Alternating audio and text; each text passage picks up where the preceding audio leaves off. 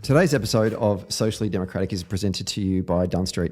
Dunn partners with businesses, organisations, unions and social democratic parties across the globe to develop community organising strategies and train leaders to build power from within their community. And in 2021, Dunn will continue to work with folks that want to share their stories, inspire others, take action, give hope and organise communities for change. To find out how you can partner with Dunn, hit us up at dunstreet.com.au. And Socially Democratic is also presented to you by Maurice Blackburn Lawyers. Are you passionate about providing access to justice? Maurice Blackburn, Australia's leading plaintiff law firm, is looking for a senior associate to join their TAC and work injuries team on a full-time permanent basis in their Dandenong and Ringwood offices. You'll use your legal technical knowledge and expertise to strive for fair outcomes for their clients. The role is obviously based in Melbourne, Victoria, because Dandenong and Ringwood are in Melbourne, Victoria. And to apply, go to mauriceblackburn.com.au/careers. Hello and welcome to another episode of Socially Democratic, your weekly centre-left politics and organising podcast that dives into the progressive campaign and issues of the day and the people leading them from home and abroad. And we're sticking with our theme this month of women in politics, and we're going to be speaking to the National Assistant Secretary of the Australian Labor Party, Jen Light, about her journey into politics. And as we get ever so closer to the federal election, whenever the hell that happens, Jen's going to sort of shed some light on shed some light on preparing for such a campaign. So look forward to that conversation with Jen. She was heaps of fun. Don't forget to subscribe to the podcast on Apple Podcasts, Spotify and Stitcher. And if you like the show, let us know. Leave us a review on Apple Podcast or Podchaser. And for updates, follow Dunn Street on Facebook, Instagram, Twitter and LinkedIn. All right, let's get to today's episode.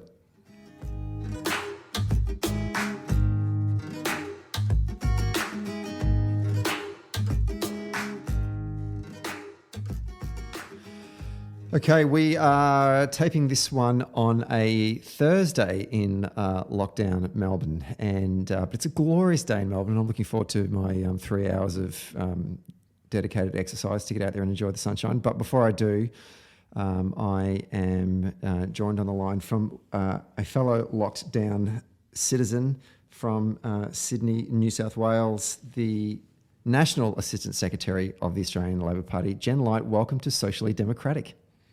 Thanks, Stephen. Thanks for having me. How's your lockdown treating you? Well, we have our designated picnics now for fully vaccinated Sydney-siders. So I did enjoy one last week, and it's looking like the numbers are starting to drop. But you know, I think we're all in the same situation, getting very used to working from home and facing the actual anxiety of having to go socialise now. It's bizarre, isn't it, that we all become anxious about leaving our house? I found out last year, like after we finally were let out, I don't think I left the house for like 2 weeks before I started to wander out. Why? Yeah. I don't know if it... And it's very exhausting going and seeing someone for a couple of hours. It's like, wow, gosh, I need a break next weekend. Yeah, absolutely.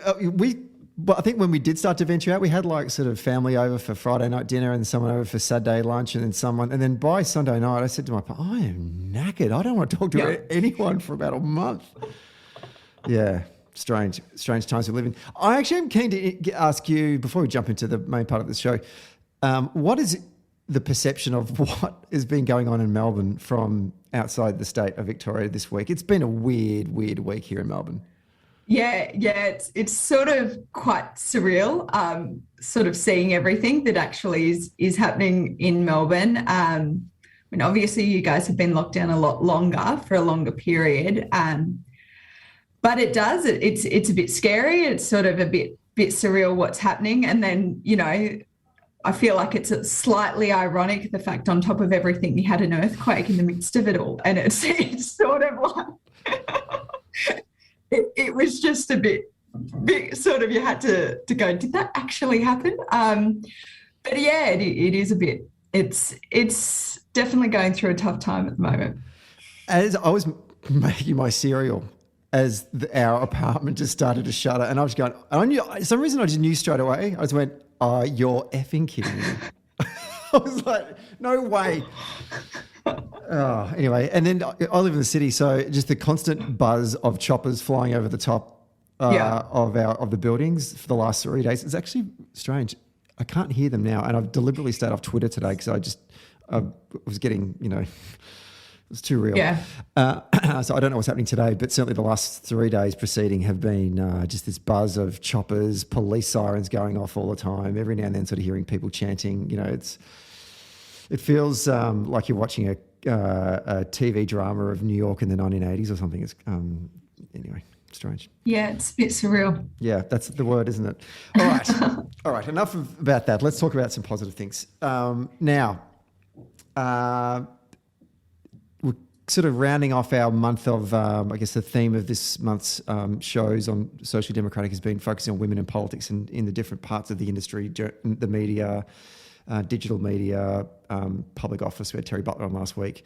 And now we're focusing on, I guess, organising and the party administrivia. I don't know what the things. Machinery is what I call it. Yeah. Thank you. The things that you and I have, from one former assistant secretary to another. How do you describe what we do or did? So that's kind of why I wanted to get on the show. But obviously, before we sort of talk about more contemporary stuff, I think it's really interesting to know about your journey into politics. How the hell did you get involved in politics? What were the things in your earlier years that shaped your values and what was important to you? I think there's probably a couple of elements. In terms of actually joining the Labor Party, I joined pretty stereotypically for an 18-year-old at Sydney Uni O Week and signed up to the Labor Club and got involved in Young Labor and did student politics and loved all that. But I guess in terms of what got me there, I grew up in a very staunch Labor household and sort of had family very involved in the party. So my sister actually worked for the New South Wales Labor Party, was their first female country organiser, and then worked as the communications officer, or I think, but she's much older than me, so she's about 20 years older than me. So as she went through her journey, I sort of was dragged around to marches and handing out, and spent my school holidays in Sussex Street because both my parents were working. And then my mum was very involved in the party and handed out, ran the local booth. She's now the president of the FEC in our area in Tony Burke's electorate. So I sort of got very much brought up in it. But then I guess in terms of the values element, there's probably two strong elements. One is I have a brother who has very severe disabilities and requires 24-hour support, and grew up with my mother constantly campaigning around sort of equality for Australians living with disabilities, making sure that he could have as normal of a life as the rest of her four other children. And she was quite an advocate. She was on the chair of campaign of family advocacy, which is sort of a family families with people with disabilities, and was constantly meeting with MPs. And I remember she went with Bill Shorten when he was the Minister for Disabilities prior to the NDIS. So that streamed a strong sense of kind of social justice and equality. And then also I grew up especially around the time of reconciliation, or sort of when John Howard refused to say sorry. And so the inequality around our Indigenous Australian population, I was very lucky to be able to, when I was in year 9, I think, go to Central Australia and live with the pitch and jar of people for about 2 weeks and sort of really have an immersion experience and sort of both see the amazing culture and way of life, but also the really drastic inequality in terms of education, in terms of healthcare, access to fresh food, vegetables, and sort of, so that social justice element kind of led me, I guess, my values, but then at the same time had this in-depth investment in the Labor Party growing up anyway. How did you come to the program, your school in Year 9? How did that happen? I was very lucky. So I went to when our principal was actually the chair of Reconciliation Australia. It was a Serta Sabina, a Catholic school in Sydney, in Strathfield, and so all through our schooling, like we would have a smoke ceremony at the start of every year. Any sort of new building, there'd be a big ceremony. We had Auntie Ali was sort of our Indigenous elder who constantly engaged with us, and there was a huge education program. And as part of that, they had an immersion trip, so you had to apply to go on it, and sort of put in a submission of why you wanted to go, what you'd get out of it. But it was still to the date one of the most amazing experiences I've ever had.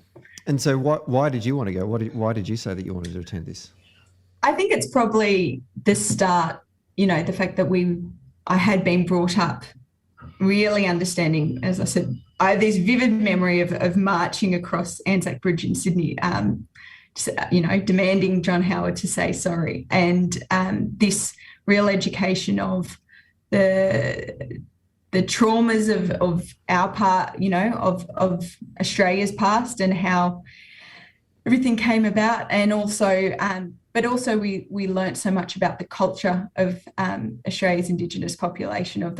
At school, we learned about the song lines, about sort of the dream time and the in-depth richness and connection to the land. And I just was very, I think, both fascinated with the culture, but also really affected by how we could have our Indigenous population, the people living in, it's their land for over 40,000 years, and how we very quickly changed the whole narrative. And I think as a kid, that always I found it very interesting. I loved history. And so there's probably, I could just see the inequality in it, and just wanted to also then just experience there's a difference between, there's a lot of the Indigenous population live in the cities and live in Sydney, but on their land, how they live, I was very, very fascinated by. My follow-up question to the sort of your opening sort of comments about your family was going to be, so why did you decide the Labor Party was the path that you wanted to pursue? But I'm starting to wonder if you had a choice. But now I think about it, though, there are moments where you've seen the children of parents who rebel against their parents, right? Like, I mean, half of the trots that you knew at uni, all their mum and dad were basically Tories that worked for BHP. Like, so I actually have I have a vivid memory when I was about in year 10 of essentially saying, I'm going to join the Greens. This is, and to be honest, I think it was same time as a lot of this asylum seeker issues and detention centres were happening. And I remember having very vivid discussions with my mother going, I'm joining the Greens, this isn't happening. But then I think at the same time I remember the absolute joy when we won in 2007. We had a big party, and I had my Kevin 07 shirt. And then even when Julia Gillard became Prime Minister, that was a huge sort of, I very vividly remember that happening. And then when she formed government, I remember I was in year 12. I remember where I was at school, and I'd heard that she'd finally been able to form government, and just the absolute joy that was. And I think having her as Prime Minister when I was in those final years of school and starting uni was probably really impactful to sort of, as a woman, see.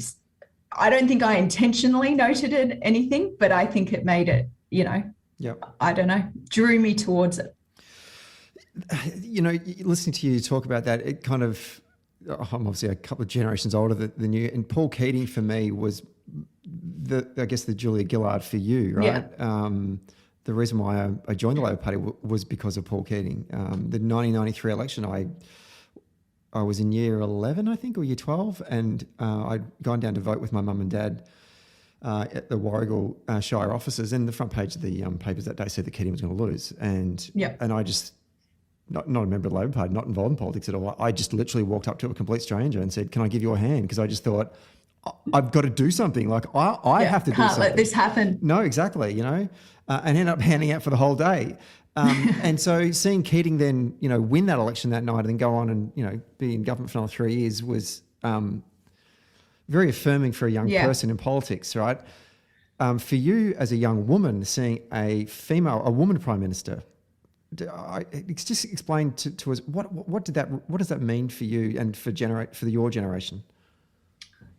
I mean, I think more than anything, it just sort of, people constantly say the breaking of the glass ceiling, but it does, because it's someone you can see that has actually done it. And in a way, and what I think is hopeful for future generations as well, is that it's not this big singular thing that happened, but it's the start of a normalcy for women, that it is normal for a woman to be the leader of the party or to be prime minister. But I mean, as the first woman, I just got completely sucked in, was just, I think it was just fantastic. It was empowering, and it made you feel like it was very easy to just join and be a part of politics. There wasn't this huge this gender gap, even though obviously at the same time she faced horrendous gendered comments and the way she was treated in the media, but it still provided that ability that politics was open to women more than anything. Plenty of young people, I get the sense, God, and I feel like an old bastard now when I'm calling the young people today. I find that they are incredibly engaged in, the national debate or even on international affairs, issues like climate change, equality, both, that broad spectrum of equality, but even things like struggling to fit into the economy, getting a job, holding down a job, having been able to afford a house, that kind of stuff.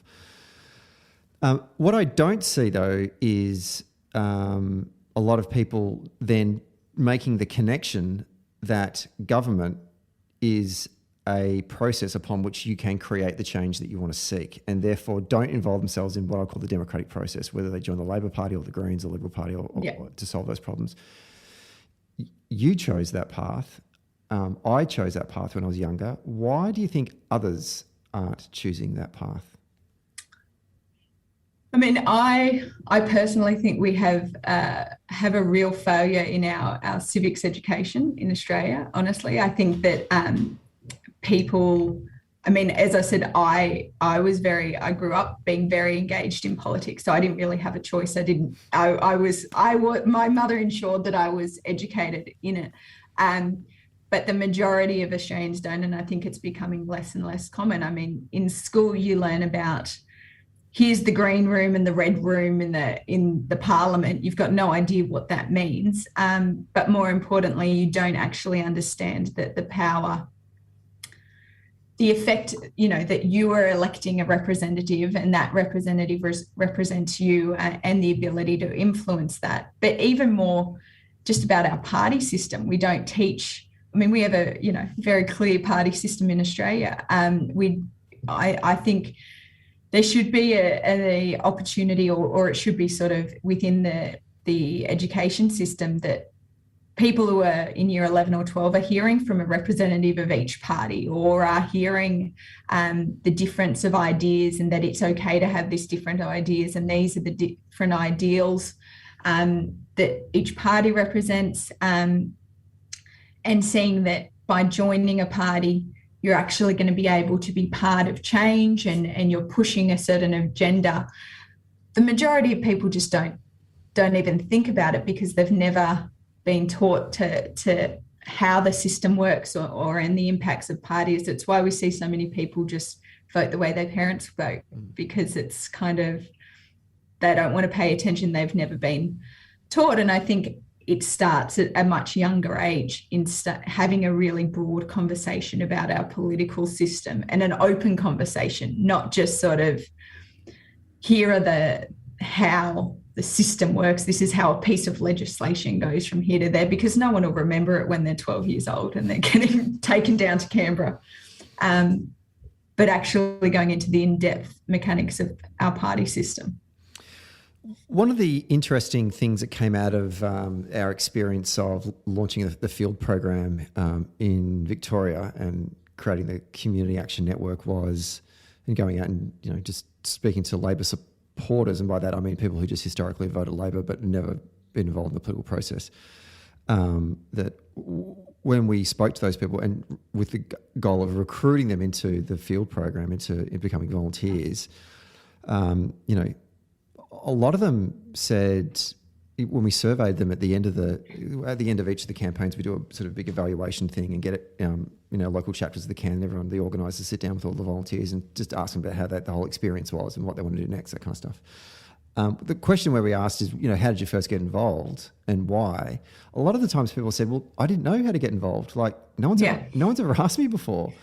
And what we were astonished by was, in that very first cohort of volunteers in the 2013 campaign, 65% of those volunteers were not members of the Labor Party. And so you'd then think over the next sort of 2 or 3 cycles that number would fall. It didn't.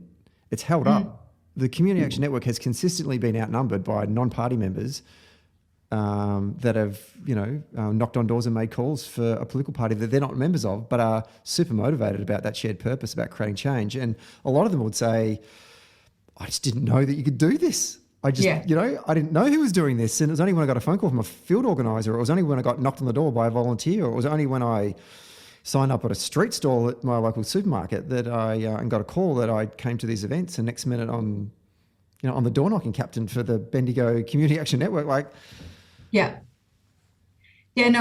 think people don't know. But I also think because, you said people care about singular issues. They care about climate change or housing affordability.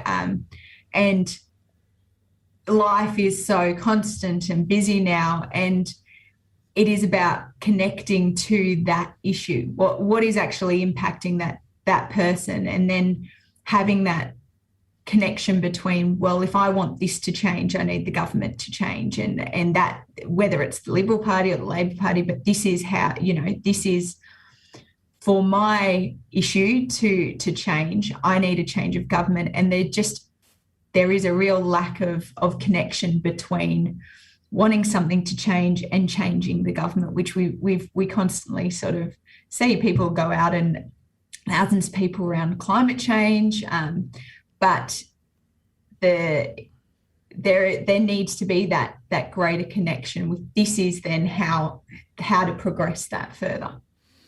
And you're right, because it's a beautiful thing. That's why we don't do issue-based organising, where we do electoral organising, because it's that umbrella of change of government that brings everyone together.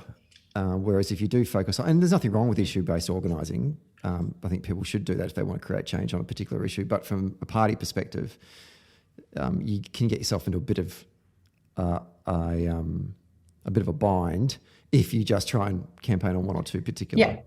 Well, because then everyone's got different issues. You actually, as a major party, need to be an umbrella for a huge amount. You want the majority of Australians to believe that they fit into your box. So it's not just going to be one or two issues. And sometimes it's not going as far as people want you to go. But I think getting that step and changing that government is about compromise and getting there.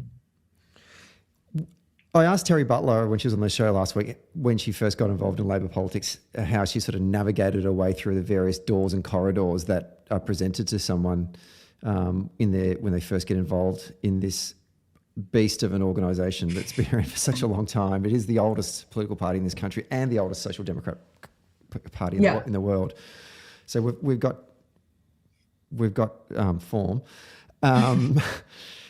How did you manage to navigate your way through the party when you first started to get involved? And the follow-up question is, how did you work out what you wanted to do, or how did you work out how you wanted to make a contribution to the party, and how did you align your skill sets with what you think the party needed? I think when I first joined, I do, and it's only because I'm reflecting on it. I think seeing my sister being essentially working in the machinery element of the party made it sort of less. I didn't really think about it much. I sort of just I joined. I was very keen, but I do think a key part of that was having really fantastic mentors around me and people who sort of took me under their wing. A lot of them were male. I mean, that's the majority of the kind of machinery element in the party at the moment. And I think that was critical in being able to get both being taught, whether it's elements of the campaign or elements around ballots or the very intricate party machinery. So I think having fantastic mentors, and that's something we really need to focus. There's obviously a big focus on having female mentors for women coming up in the party, but I do think there's actually needs to be just as much of a focus around having male mentors as well, because if we are wanting to change the party, that's sort of where we need to infiltrate. So, I mean, I think that was a key part of it. I think I was probably a bit naive, to be honest, as well. Like I grew up, I just sort of pushed my way through and kind of got there. But I also, I don't know if I ever made a distinct choice to sort of go through that campaigning or machinery element, but I think the fact that we've been in opposition for about 10 years in New South Wales meant at the time that's where a lot of when you joined Young Labor, that's where a lot of the opportunities came. And then I also got a lot of opportunity. I became New South Wales Young Labor president. So I was sat on admin and had a lot of interactions with the union movement as well.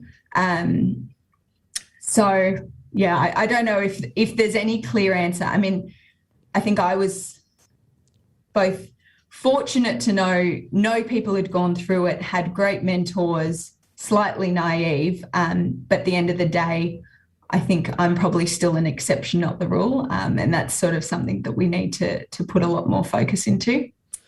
You're only the second woman to hold the position of National Assistant Secretary of the party, and we have to go back to the 1990s, I think, to when the first woman was to break that. Candy Broad. I haven't met her, but So it was Candy Broad. That's right. Yeah. That's right. Okay, there you go. Who went on to become a minister in the Victorian Labor government? Yeah. Candy Broad. There you go. And we've still not had a woman actually hold the position of National Secretary or Campaign Director. Why do you think it's taken so long for senior campaign roles to be filled by women, not just in the National Secretariat, but right across the country? They're few and far between.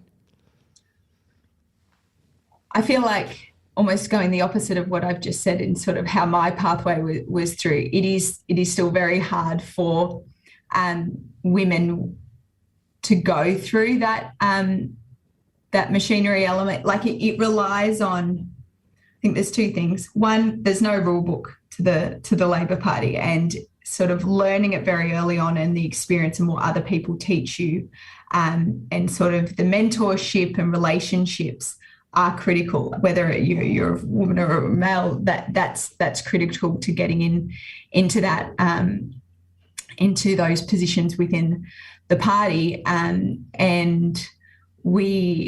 it is still quite a blokey environment. And as much as I say I sort of felt eased, you often you find yourself standing there going, I'm standing here I think when I was New South Wales Young Labor president, I was also sort of, I sat around and I was the only woman from any other state, including all the other, various groups within all the different parties.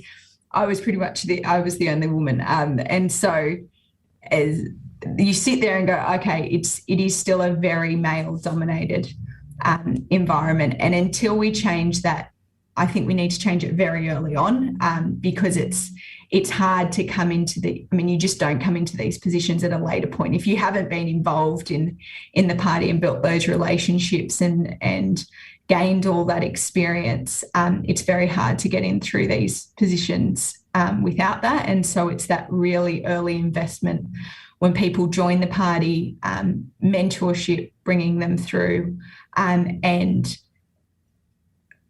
being not just sort of in a campaign element, that the actual sort of mechanics of a party, of the different factions, and having that involvement is going to be critical to be able to change things. You said a key phrase there, relationship building. And I think about, just as you were talking then, I think about moments, in organising, we seek to intentionally enable people to build relationships with one another, the people that we bring into the community action network, or whatever the hell you're trying to organise, right? Moments like one-on-ones and house meetings and events and doing actions together. These are all intentional moments where people get to know each other, discover what their shared interests are, what their different interests are, what their resources are, that kind of stuff, right? And work out ways to build commitment to one another. There are incidental moments in the Labor Party that I think where relationships are being built and they're primarily at the exclusion of women. For example, this is an anecdote, but I think this must get replicated 1,000 times every week. I was going to say last week, couldn't be last week because we never did this. But pre-COVID, I remember going to a dinner that was reasonably exclusive, organised by a think tank or something. But primarily everyone in the room was Labor people or trade unionists or people on the left. And the gender balance in the room was quite good, okay? There probably were more men, but there was a lot of women in the room out of the sort of 20 people in there. Once the dinner had finished, I noticed that there was a conversation that was going on by a senator or someone, a male person, politician, who started talking about numbers and sort of factional makeup and all that kind of stuff. And no women were involved in that conversation. And I don't know how the hell that conversation just happened and how it peeled away from the rest of the group, but just by osmosis, it excluded all the women in the room.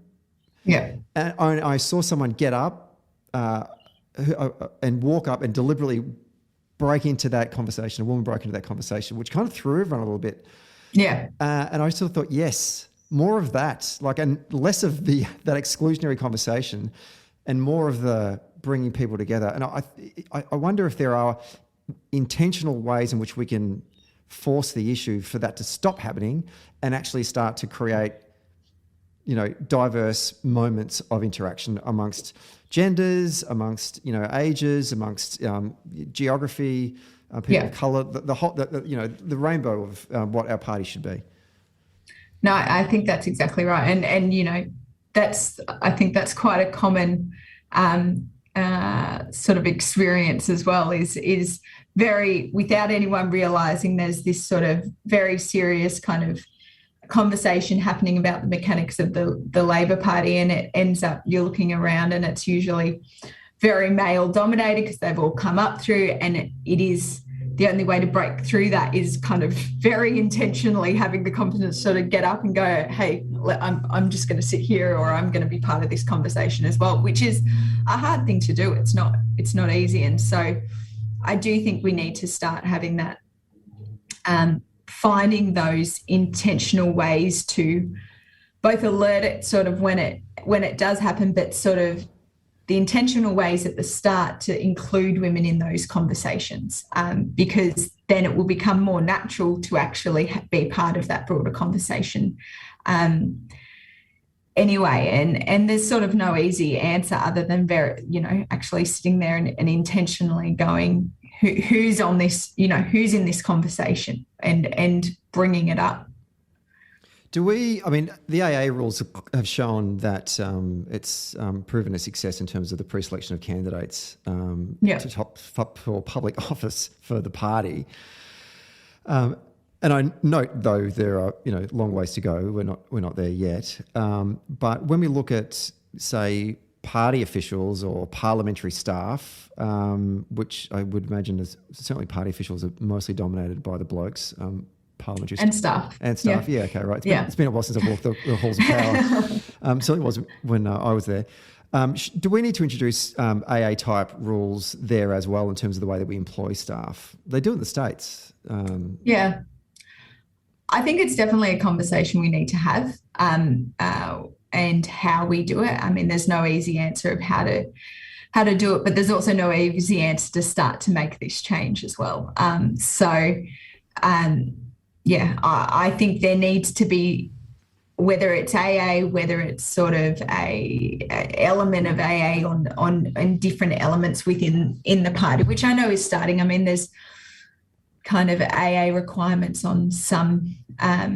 I know the New South Wales Admin Committee has that, but I think broadening that into some of those executive elements, and then also having that conversation around staffing. Staffing's hard. I don't know, it because obviously each member has their different staff, but whether it's having one senior person in that office needs to be a female, or there's a lot of different ways we could do it, but I think we definitely need to start having that conversation, because even, I mean, with obviously the recent events this year in Parliament House, you do notice when there are more women around, it's less likely for those events to be tolerated or to happen. And so it's definitely a very serious conversation that we need to start having.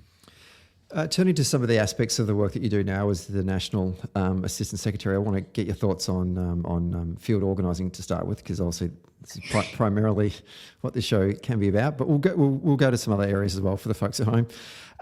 Starting with organising, what does that mean to you? I mean, I think broadly it's building building momentum for a cause or for an outcome, and it's building a massive of people who have commonalities, but in doing that, it's finding what actually drives, and I think this goes back to those singular issues, what drives every single person, how is their life impacted, but how can you turn that issue into something that is motivating for change, and being part of that broader change. So building that momentum. The party's obviously been embracing the practices of field organising, mobilising volunteer capacity to direct voter contact actions like phone banks and door knocks now since 2010. I think the first time that any Labor Party volunteer picked up a telephone and spoke to a voter was the South Australian election in 2010. And I know that the strategies and the tactics and the timing of those tactics do vary from branch to branch across the party. Yep. But we still don't have a national uniform field program where there is sort of either at a federal or at a state level that we have sort of, I guess, a centrally coordinated but locally executed program where it's all happening fairly on a similar timeline. Yep. Is there a focus at the National Secretariat to embark on this mission? And before I ask that question, I should give acknowledgement to previous national and assistant secretaries of the National Secretariat who have done their level best to get there, and we have come a long way. But I want to get a sense from you about how are we going in this journey? Are we getting any closer?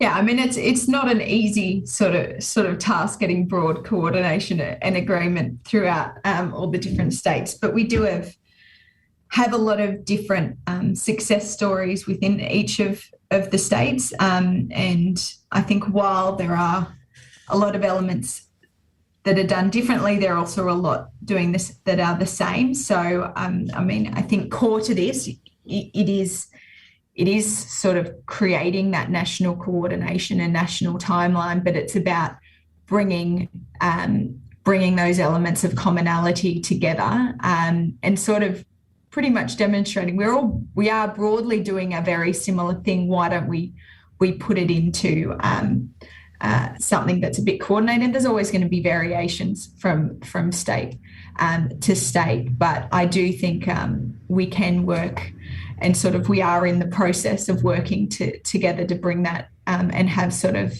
a coordinated approach and timeline to the whole thing. And it'll be tested whenever the federal election happens. Yeah, I mean, it doesn't make it easy when you're sitting there going, well, some people might not even be able to go door knocking or to stand at a street stall. What does a piece of material mean? Are people not going to take it because of fears you're passing? I mean, there's a whole avenue. I mean, exactly. I don't want to unpick that scab, but like we've had a bunch of ballots, elections at a state and territorial level in the last, since COVID first, the pandemic began. Are you sitting down with those field people and getting a sense of what worked and what didn't work under these conditions of lockdowns and restrictions and the like? Yeah, I mean, we're definitely. I mean, we've had a federal by-election, we've had 2 state elections, we've had council elections. So there's a lot of experience and sort of very a lot of information that we can use to sort of readapt and sort of prepare in a COVID environment, how we campaign and what are the different mechanisms that we use. But it definitely, there's a lot of conversations happening about how we prepare for that, because I think it's inevitable in one way or another that there's going to be restrictions when the election happens. Turning to data, better part of 2 decades now, I think the party's had a very strong commitment to embracing the role of data and analytics to test campaign strategies, drive efficiencies in our campaign work.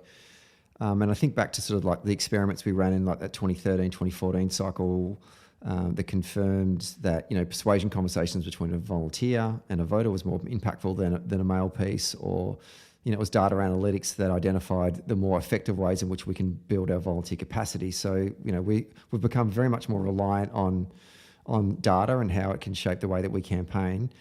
What's the party's ambitions in this space as we head into the next cycle of campaigns? Because you think about it, we've got a Fed any moment now.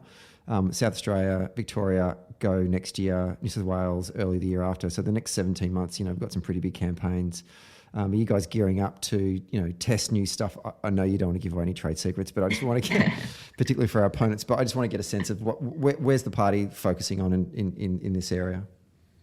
Yeah, I mean, I think data is just, and analytics are just becoming more and more important, whether it's on field or whether it's on digital as well, and then also how the two intertwine as well. But we're definitely looking at things that we can test, things that we can sort of confirm, and trialing new mechanisms in our campaigning, and seeing their effectiveness to be able to use for this election and for future elections. But I definitely think in campaigns we're just becoming more and more reliant on sort of data, and it's playing a bigger role. Obviously, you always have to take it with a grain of salt. We've had polling issues and everything like that, but it plays a really crucial role in being able to determine how we campaign and what's the most effective way. It's funny you say that, because when I think of data analytics, I never think of polling. I never, ever think of polling. And so when people say, the data, blah, blah, blah, and they run it down, I go, what are you talking about? And they'll go, the polls are just so bad. And I'm like, yeah. The polls. And they are different. They're very different. Like they are. But then, there's always that element of you are relying on similar databases for that information. Yeah, I guess so. I just sort of think, I think polling's been around for eons, right? Yeah. And it's constantly evolving. I think that I know I kind of take a Moneyball approach to data and analytics. Yeah. I think I would, and I love baseball, so I'm less likely to look at the predictors of whether the Red Sox are going to win the remaining 11 games of the regular season and whether we'll make October baseball. I hope we do. I'm more looking at the metrics of how well the players are hitting or how well the pitchers are pitching. That kind of granular analytics of the operators of the field, as opposed to voter sentiment. I've always just sort of felt, well, the poll is a poll is just basically taking the temperature of a patient at a certain point in time, and it can always change. No, I think that is right, and I think over time parties and political parties are rethinking how they look at data, and it's not necessarily. Sometimes it's what it doesn't tell you as well, or what's missing that is most useful.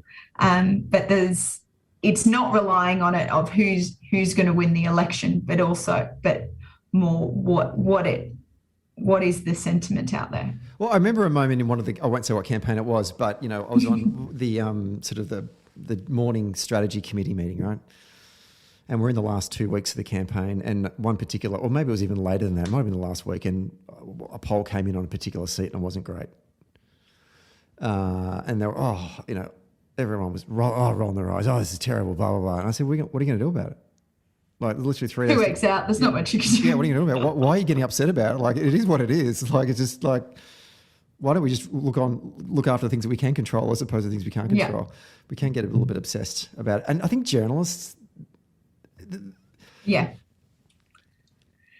get hyper obsessed, and I think because it's the thing they can see that they can then go off and they don't see the whole nuts and bolts of a campaign or the various different elements. They just see a polling number, and so they use it. But we also just constantly look at the 2PP, which just has its whole lot of its own issues anyway. There's definitely an obsession into it, and it's not necessarily reporting on it in the most accurate way either. No.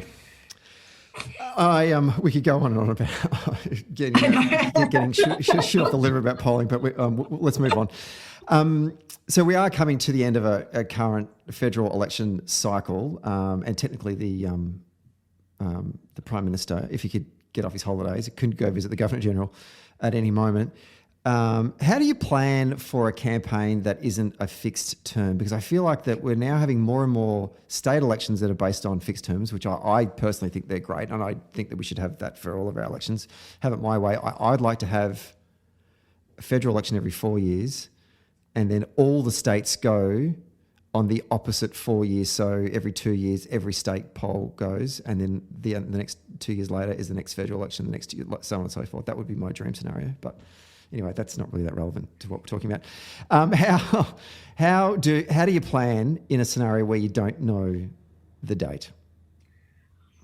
I mean, I think any opposition campaign would, very much be delighted if we had fixed terms. So I agree with you on that point. And listen, it's just working out what are you're preparing for the earliest moment, I think, is the reality.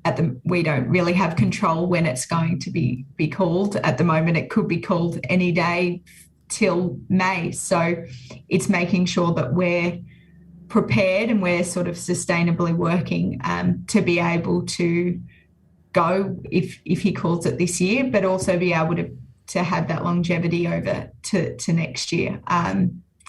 And it's frustrating, but you just sort of you keep that ground-based momentum and just make sure that you're as prepared as possible. Framing the narrative for an election campaign, an observation or a criticism, depending on how you want to frame it, of past campaigns was there was a lack of clarity on a central message. But when I think about trying to frame up a campaign going to this one, it almost feels like it's redundant because the campaign's basically going to be about the pandemic, right? Or it's going to be there's going to be this shit cloud hovering over the campaign that will be the pandemic, and it just depends on when it's. Well, actually, no. Actually, I want to hear your answer on this. Is this an opportunity for Labor, or is this a constraint for our campaign? I mean, I think there is no doubt that there's going to be, it's a very different campaign environment than we're used to. There's no clear air, and one way or another, it is going to be masked in COVID. And in a way, that's a known quantity. So, we're able to plan around that. I think a few months ago when everything was going smoothly, maybe it was a challenge for us, but definitely after the last few months, it's a growing opportunity for us. Because at the end of the day, we're not the federal government, we're not Scott Morrison. So we are able to look at his decisions and campaign off the sort of back and forth ambiguity that he constantly has around what he's going to do, whatever he thinks is most politically popular at the time. But definitely, I think we're probably in between. It's both an opportunity for us, but we're also not the government in a pandemic. So in that sense, it is also a challenge. It is remarkable when you think about it, though, because Justin Trudeau was returned, albeit in a minority government, this week. Most Western liberal democracies that have had elections during COVID have returned the incumbent at a national and certainly at a state level here in Australia. The only exception is Donald Trump and the Republicans, which just shows you how. And maybe, sort of the first 6 months into the pandemic, you would have thought, there's no way that Labor will even get a sniff at a federal election. But looking at the socials, the Labor Party's, the national page of the Labor Party, IG and Instagram and Facebook, there's a constant theme highlighting the failures of Scott Morrison in all of the stuff you guys are putting up. Whether it's, not fulfilling key responsibilities as a leader, like the bushfires, quarantine, vaccine rollout, or, he's sort of turning a blind eye, or even worse, rewarding bad behaviour like Christian Porter and George Christensen and all those crazy guys. I would never have thought early in the pandemic that we would be in the hunt, but now it certainly feels like you guys are trying to latch on to Morrison as the weak link, or the crack in this wall that we're trying to break through. And even after the 2019 campaign when they won, you would have thought the strongest asset for the Conservatives is Scott Morrison. But maybe that's not the case now. I just want to get your thoughts on that. Yeah, I mean, Morrison has definitely made himself the captain of the ship. So, as in 2019, when they were successful, and he pulled out something that no one ever thought he could do, which is win that election. At the same point, when he's making his decisions at the moment, or lack of decisions, when there is constant clarity, when they're stuffing up elements of the vaccination, at the end of the day, it lands with him. It doesn't, and he's made himself such the linchpin of the whole government and of the Liberal Party at the moment, that any poor decision or any sentiment is linked with him. So I think he's put himself in that situation to be able to open himself up to any sort of criticism that he is getting. It's very sort of easily landing with him solely. Do you want to make a prediction on when you think the election will be called? And I'm going to hold you to it.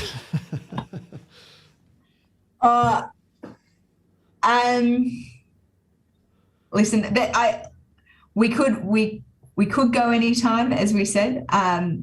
So there's probably a likelihood it could go this year, but I think there is a higher likelihood of it going at the start of next year. How early?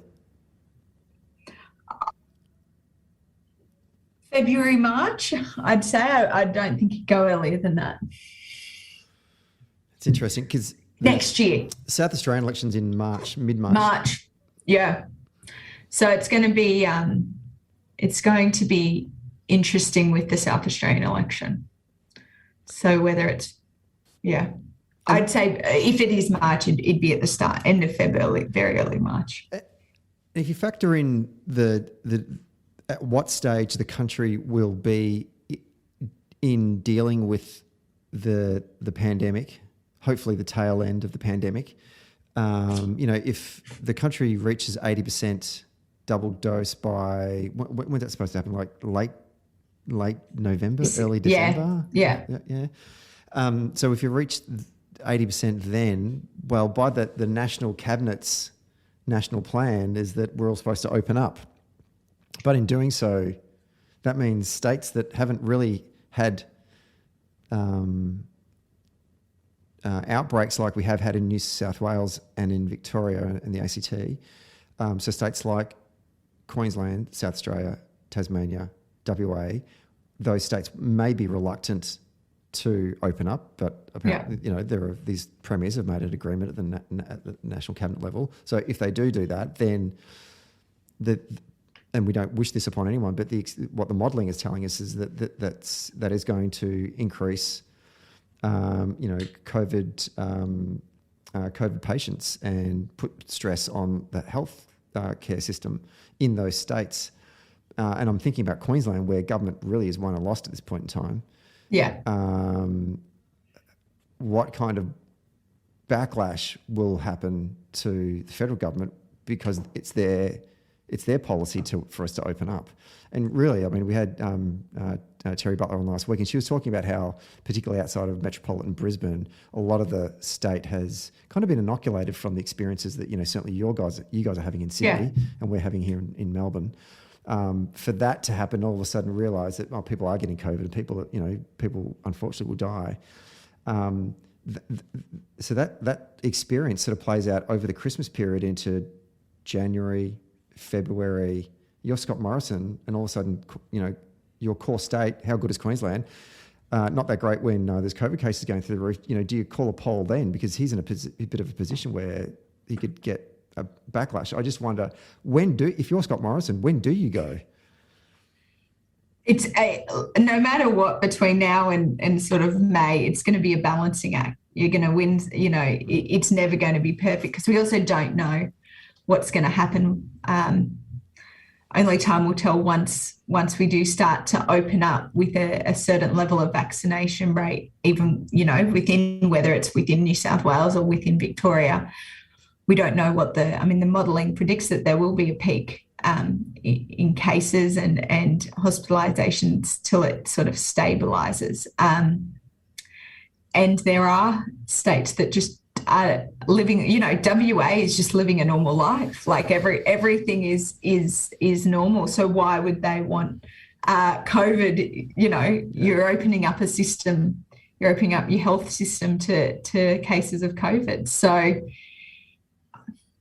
I don't think there's an easy answer when you do it, because it's sort of every state's on a different trajectory, because some have obviously just, New South Wales and Victoria have just had the virus, whereas others have been able to avoid it or maintain it. So I don't think there's an easy answer. No, there's not. But I guess it gets to our original point, is it's probably best that we just do have fixed terms, and it takes it out of your hands, and it is what it is. And you just go to the polls and say to the electorate, all right, I've done my best, re-elect me. If not, well, fair enough.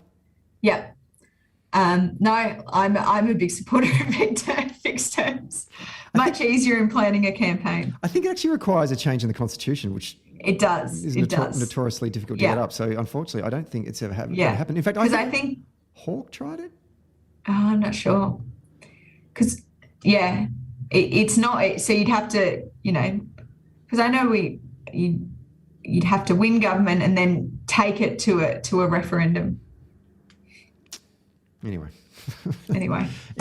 now, Jen Light, you said to me at the start of the show, there's no way we're going to get through 45 minutes. I just want to point out this has been 56 minutes. Time flies when you're having fun. Indeed. And tomorrow's a public holiday, so this is basically my Friday. So I'm just up for a yak now. You're lucky I didn't crack open some whiskey and just put my feet up. This is the Is this the AFL? Sorry, I'm from New South Wales, so I'm not an AFL watcher. This is the AFL public holiday, the same as Daniel Andrews. Tell us if in New South Wales without telling us if New South Wales. Absolutely. Yes, it is. It is the public holiday that brought to you by your friendly Andrews Labor government tomorrow. Even though there's no grand final parade. No parade, no. There'll be some type of other parade probably from neo-Nazis and anti-vaxxers, no doubt, but no parade of footballers anyway. And then the final's on Saturday, I think. Yeah. 2 teams are playing in a ground in Perth, I'm led to believe. Jen, thank you very much. Sorry, thank you so much for coming on the show today.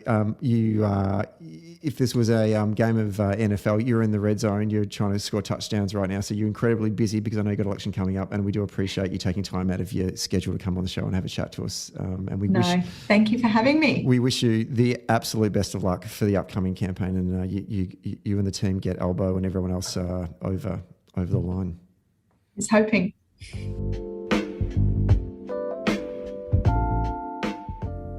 Hey there. Thanks for listening to Socially Democratic. Did you like the podcast?